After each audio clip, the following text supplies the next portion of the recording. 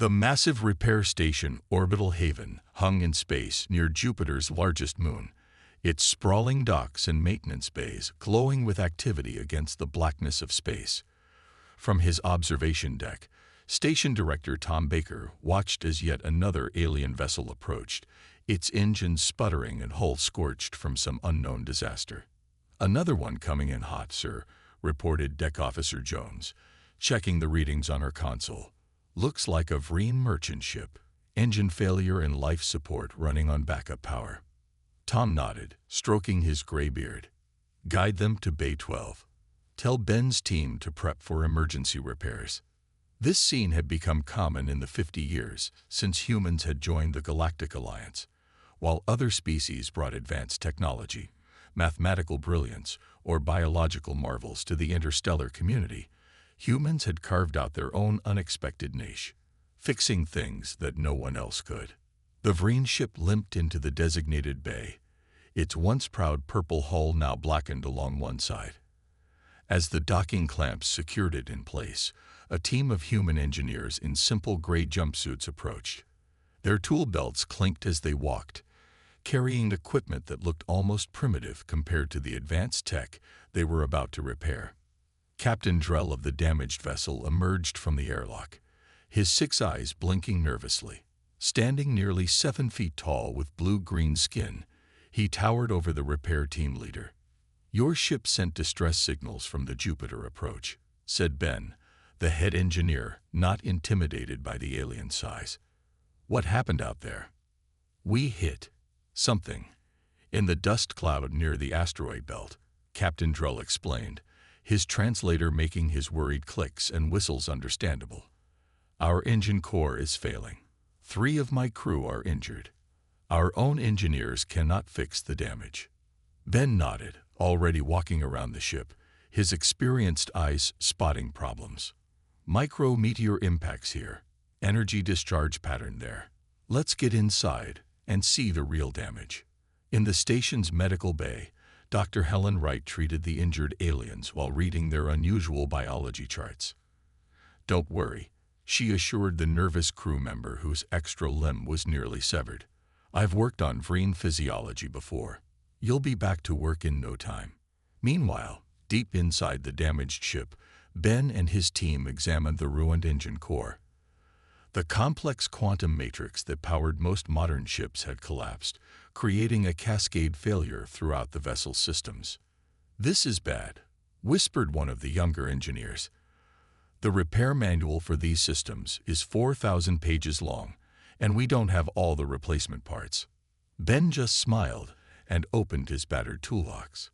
"When have we ever needed a manual or the right parts?" He pulled out what looked like ordinary wrenches, wire cutters, and a roll of heavy-duty tape.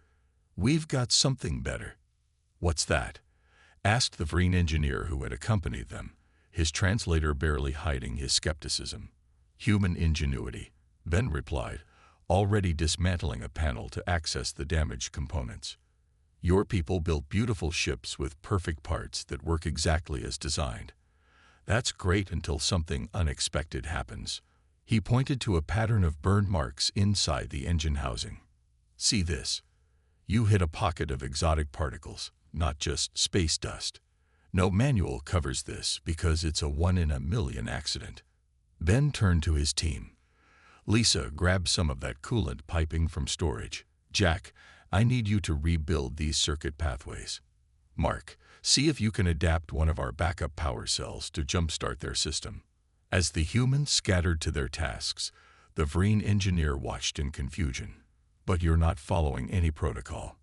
How will you ensure compatibility?" Ben winked as he began rewiring a damaged control panel using techniques that would make any formal engineer cringe. "That's why aliens come to human repair stations, friend. We don't just fix what broke, we make it work again, no matter what." Within hours, while conventional wisdom said the repair would take weeks, the damaged ship's engines hummed to life again. It wasn't pretty, and it certainly wasn't by the book, but as Captain Drell would later tell his superiors, the strange human repairs worked better than the original design. 3 days after the Vreen ship departed, Orbital Haven received an urgent transmission. A massive Caldori diplomatic vessel was approaching, its sleek golden hull marred by what appeared to be weapon damage. "They're requesting emergency docking," Officer Jones reported. "Priority clearance. Their main ambassador is on board." Tom Baker raised his eyebrows. The Caldori were known for their pride and advanced technology. They rarely sought outside help, especially from humans whom they considered technologically primitive. "Clear Bay 3. Get Mike's team ready," Tom ordered, already heading toward the dock. The Caldori were important allies in the Galactic Alliance, and their ships were among the most complex in known space. The damaged vessel dwarfed the repair bay, its enormous form barely fitting through the magnetic containment field. As the airlock cycled open, a group of tall, slender aliens with golden skin and elaborately patterned robes emerged. Their expressions were hard to read, but their stiff movements betrayed their tension. "I am High Ambassador Joel of the Caldori Sphere," announced their leader, his chin held high despite the circumstances. "Our vessel was attacked by pirates in the Kuiper Belt. Our engineering team is unable to repair the damage." Mike, a burly man with oil-stained hands and a friendly smile, stepped forward. "Mike Davis, Chief Repair Specialist. We'll get you fixed up, Ambassador." The Caldori engineer beside the ambassador made a sound like tinkling glass, the equivalent of a derisive snort. "With all due respect, human, our systems are centuries beyond your technology. We need materials and a secure link to our homeworld." Mike scratched his beard. "Mind if we take a look first? Might save you the wait." Before the Caldori could object further, an alarm blared from within their ship. "Life support failing in the diplomatic quarters," shouted a crew member from the doorway. "Lead the way," Mike said, grabbing his toolkit. His team followed quickly, ignoring the protests of the Caldori engineer. Inside the massive vessel, Mike whistled as they passed through corridors lined with technology that seemed more art than engineering. The damaged section revealed itself through the bitter smell of burned circuitry. "Their air processors are completely fried," said Lisa, Mike's second-in-command, scanning the smoldering equipment. "And look at these material components. We don't have anything like this on station." The Caldori engineer who had followed them nodded grimly. "As I said, we require specialized parts from our homeworld, which is 17 light-years distant." Mike knelt beside the ruined machinery, examining not just the damage but the underlying design. "This converts carbon dioxide to oxygen using some kind of quantum filter, right?" he asked, poking at a crystalline structure. "A simplified explanation, but essentially correct," the Caldori replied. Mike turned to his team. "Grab those alga tanks from hydroponics. The experimental ones Dr. Jenkins was working on. And I need about 20 feet of copper wiring and those solar filters from Storage Bay 7. The Caldori engineer's eyes widened. "You cannot replace quantum filtration with plants." "Not replacing," Mike said, already dismantling parts of the system that could be salvaged.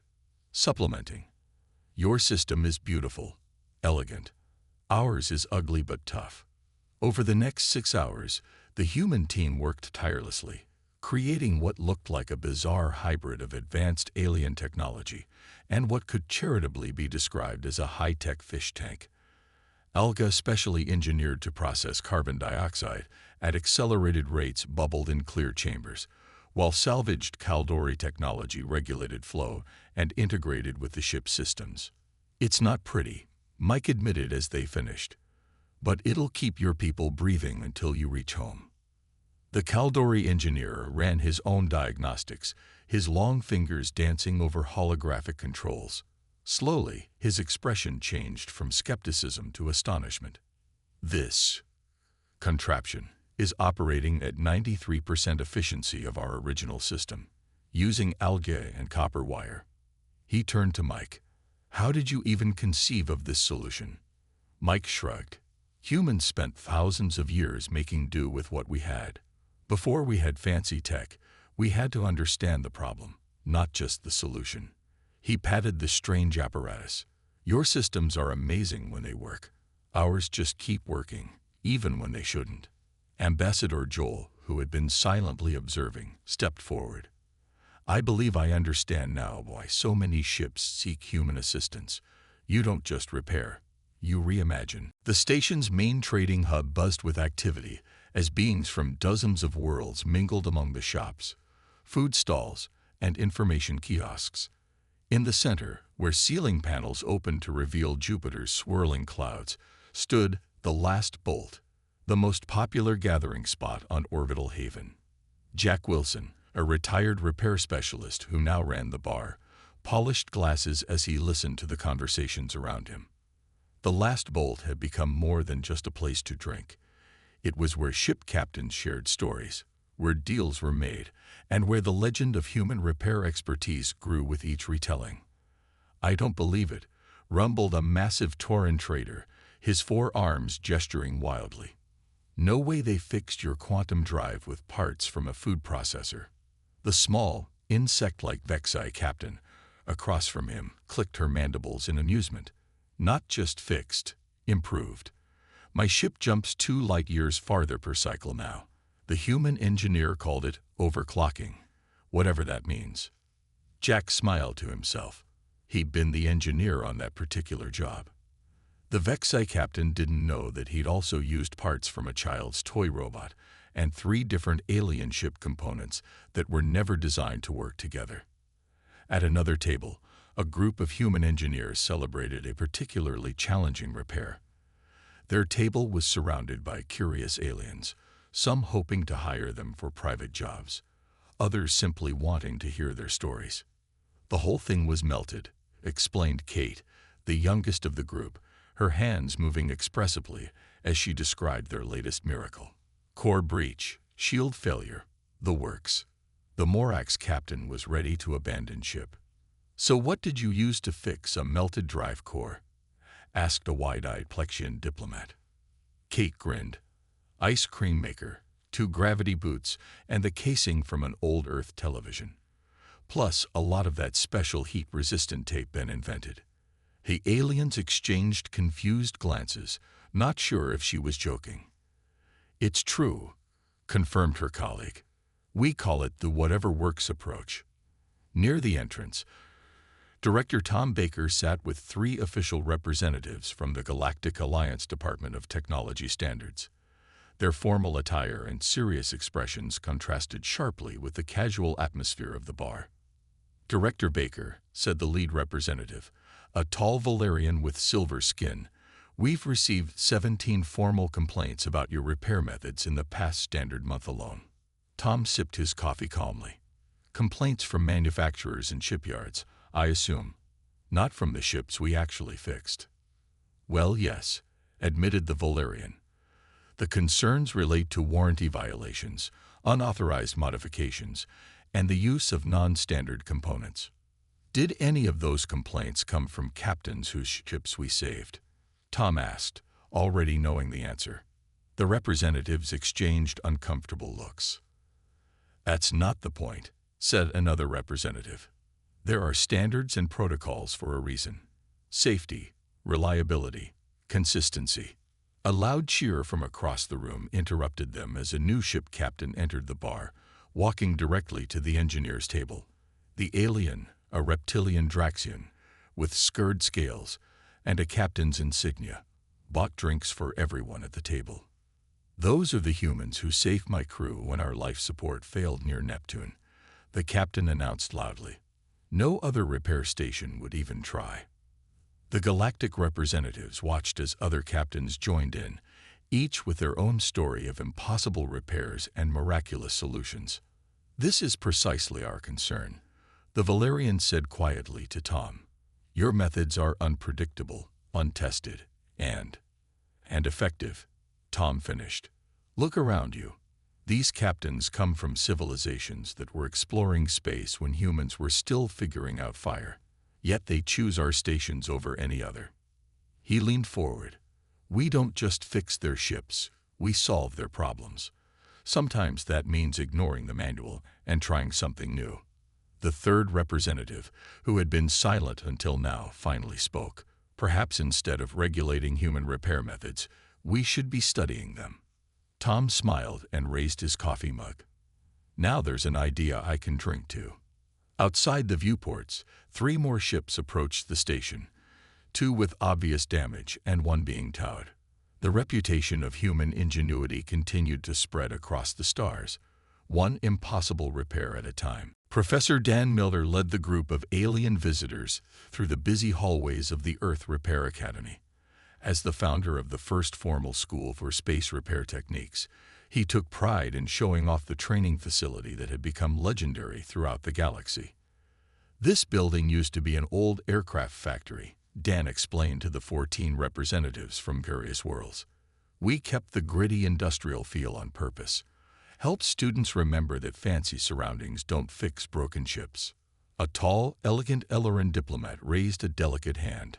Professor, my government sent me to understand how you train repair specialists.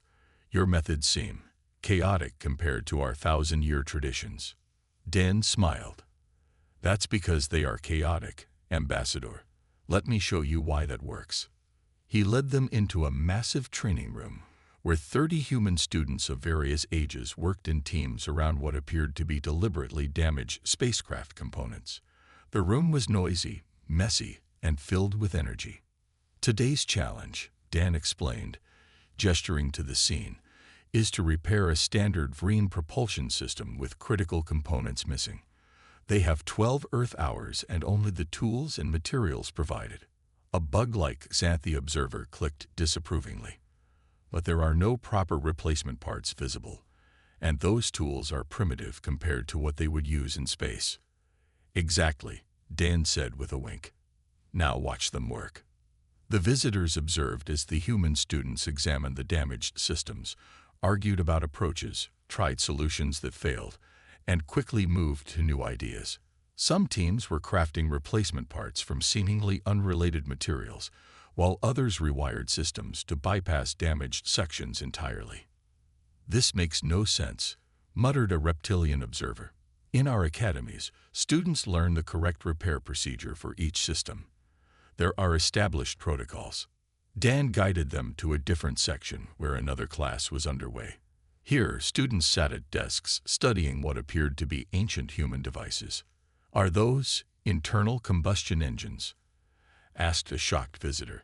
Those are prehistoric. Mechanical watches, vacuum tube radios, steam engines, and yes, gasoline engines, Dan confirmed. We require all students to understand ancient technology before they touch modern systems. He picked up a mechanical watch from a table. This timepiece has over 100 moving parts, all mechanical, no computers. When our ancestors built these, they had to understand every gear, every spring. The puzzled aliens followed as he continued the tour, showing classes on Earth history, art, and even music alongside advanced engineering and physics. Here's what you're missing, Dan explained as they entered a simulation room where students were attempting to repair a ship's system while the room shook and alarms blared. Most spacefaring species developed alongside their technology in a relatively straight line. You refined and improved what came before. Earth had thousands of different cultures developing different technologies at different times. When technologies met, they had to be adapted to work together. We had countless different standards, approaches, and philosophies of engineering, all forced to integrate. He stopped at a window overlooking the main workshop floor. Most importantly, humans faced resource limitations that forced innovation. We couldn't always build the right part. We had to make something else work instead. A blue-skinned Morvan scientist who had been quietly observing finally spoke. So you deliberately recreate these chaotic conditions in your training. Exactly, Dan said. We don't just teach them how to follow repair manuals. We teach them how to think when there is no manual. On the workshop floor, a team cheered as their rebuilt propulsion system hummed to life despite missing key components. They had replaced a quantum stabilizer with modified parts from 3 different systems that were never designed to work together. The galaxy is vast and unpredictable, Dan said softly.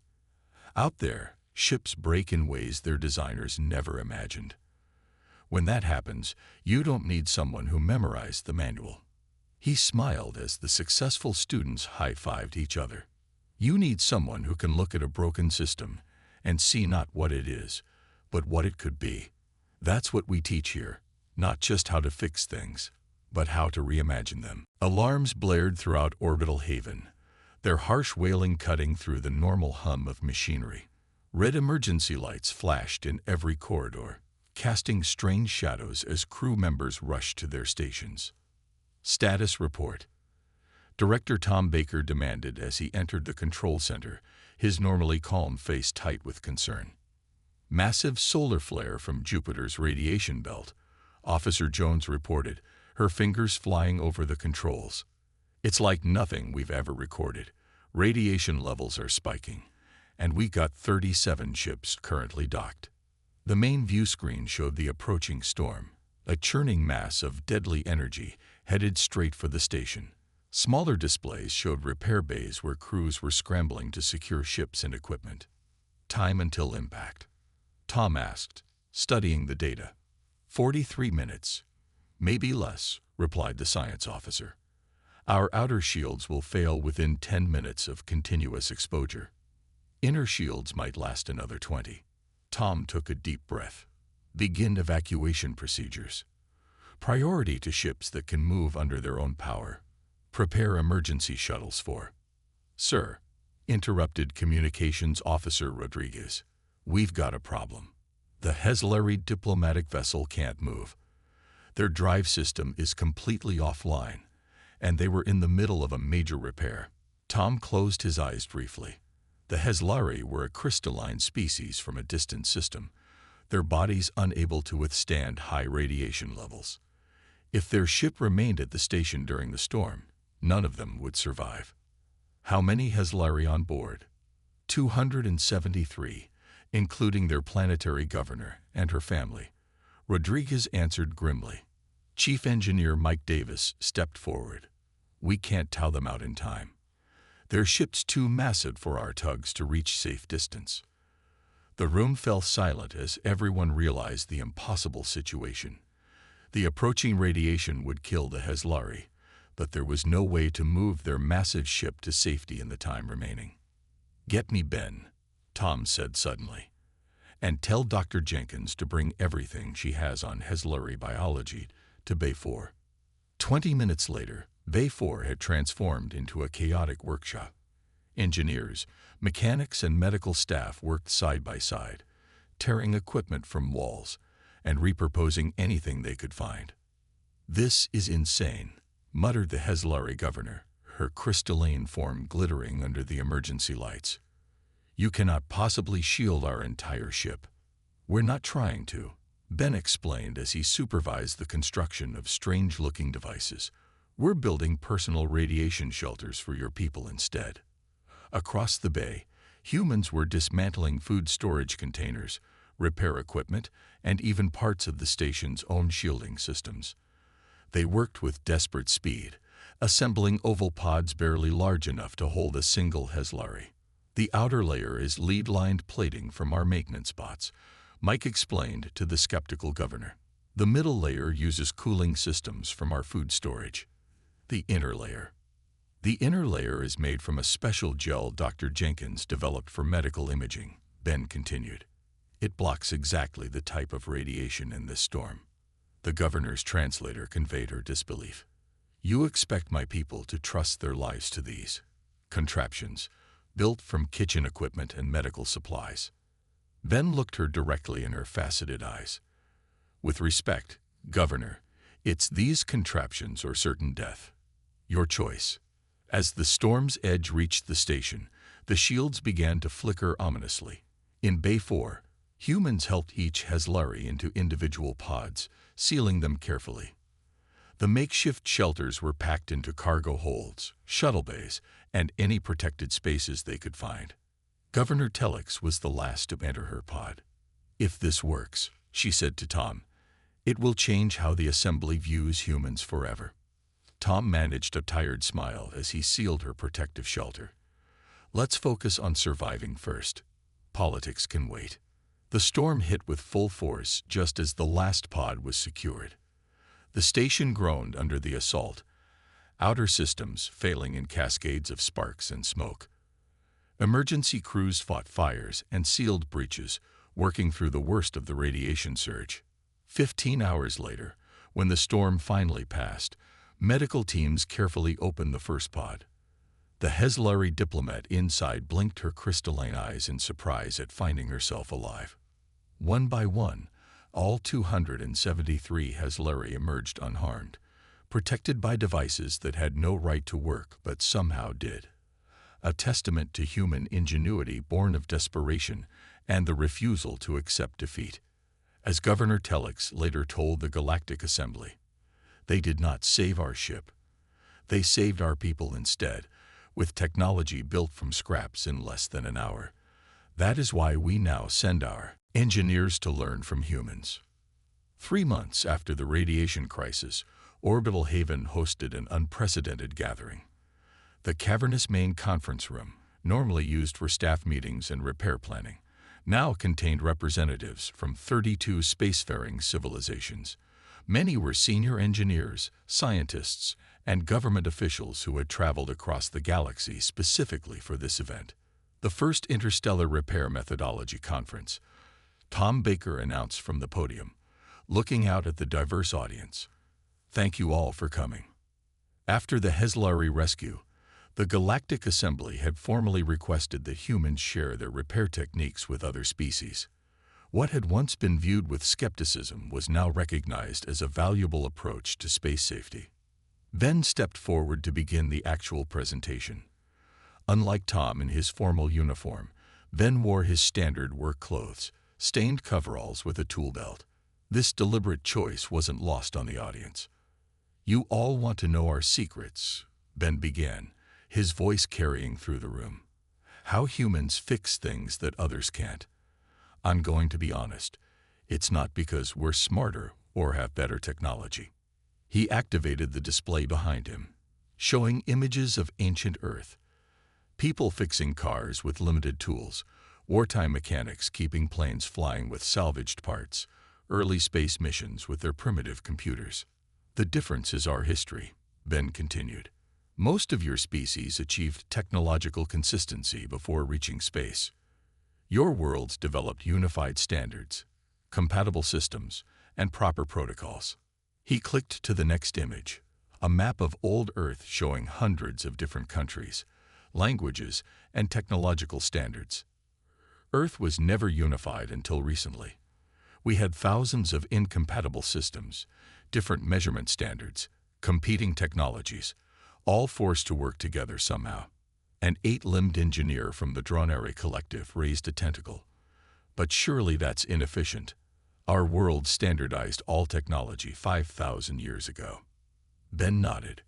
"Absolutely inefficient, also incredibly educational." He pointed to a new image showing early computers from different Earth nations. These machines couldn't communicate directly. Humans had to create ways to make them work together despite being fundamentally incompatible.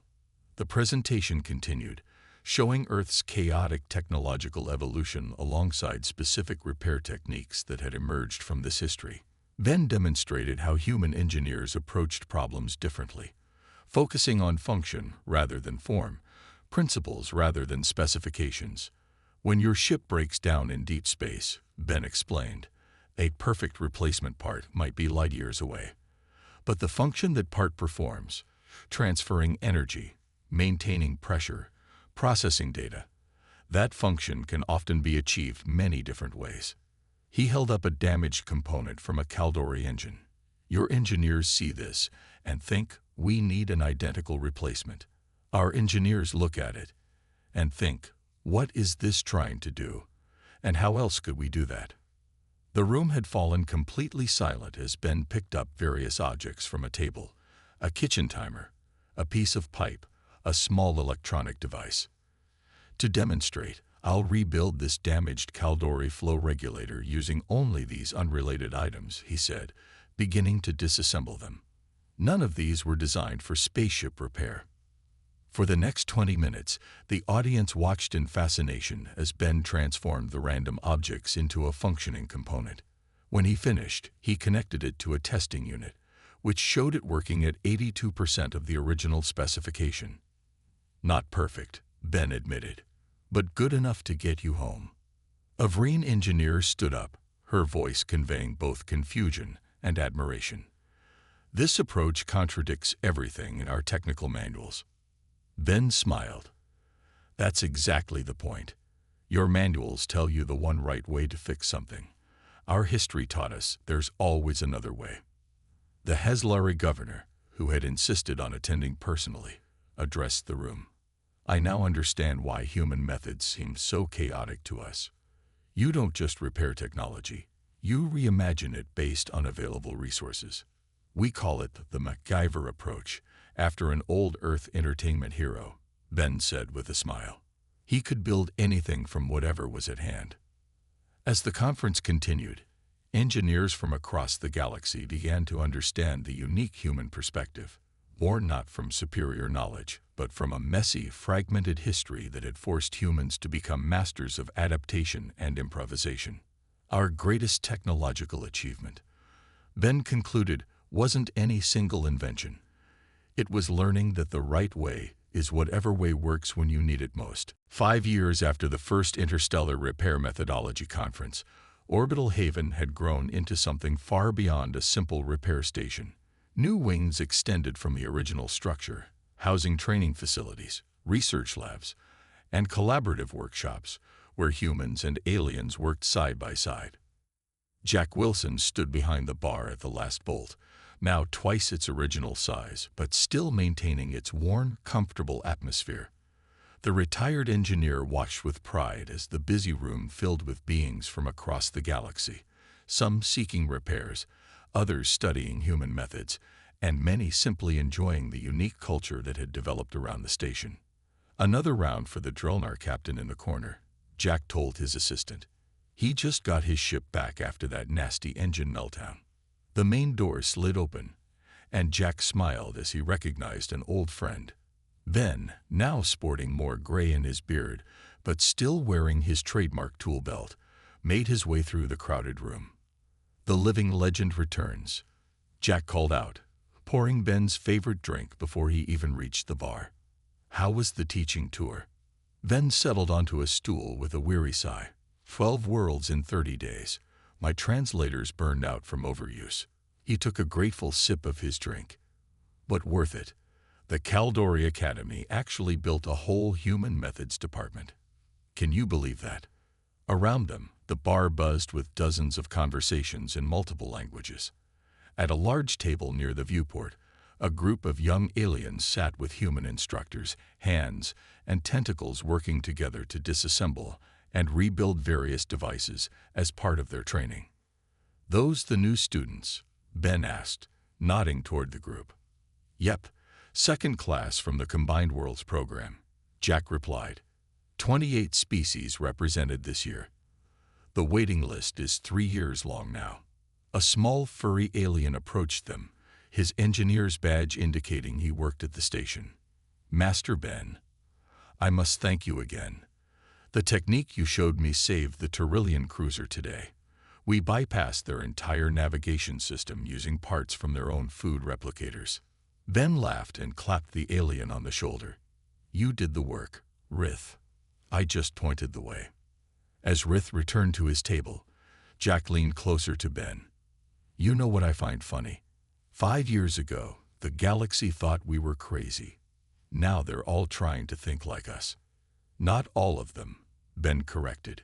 The Vreens still insist on doing everything by the book. Their repair academies teach the exact right way to fix each system. Jack chuckled. And yet their ships still end up here when the exact right way doesn't work. The station's public address system chimed softly. Attention all personnel.